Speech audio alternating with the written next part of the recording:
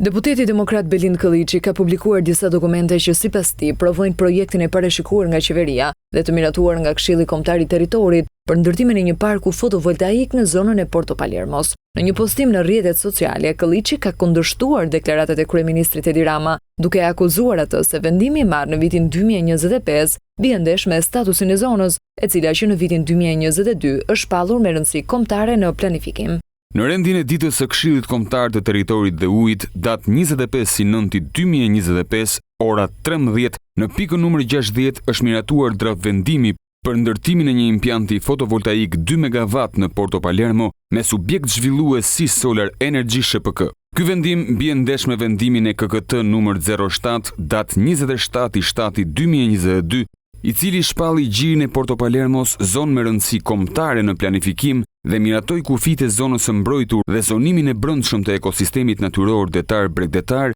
të Parkut Natyror Porto Palermo. Reagimi I Kolliçit vjen pas deklarimeve të kryeministrit Edi Rama, I cili më herët gjatë ditës ka mohuar pretendimet për ndërtimin e një kompleksi vilash në këtë zonë. Rama sqaroi se në të kaluarën kanë ekzistuar masterplanet porositura nga subjekte private për zona private, të cilat janë përfshirë në librin The Albanian Files, por theksoi se kjo nuk do të thotë se ato janë miratuar. Pasi kemi kthyer një sër kërkesash gjatë viteve për ndërtim në atë zonë,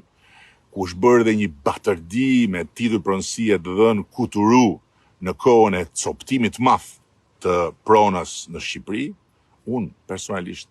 I kam kërkuar qeverisë të miratoj mbrojtjen e krejt gjirit Porto Palermos nga ndërtimet. Ne kemi shpallur atë gji monument të natyrës. Duke ju referuar konkretisht Porto Palermos, kreu I qeverisë deklaroi se qeveria ka vendosur mbrojtjen e të gjithë gjirit nga ndërtimet.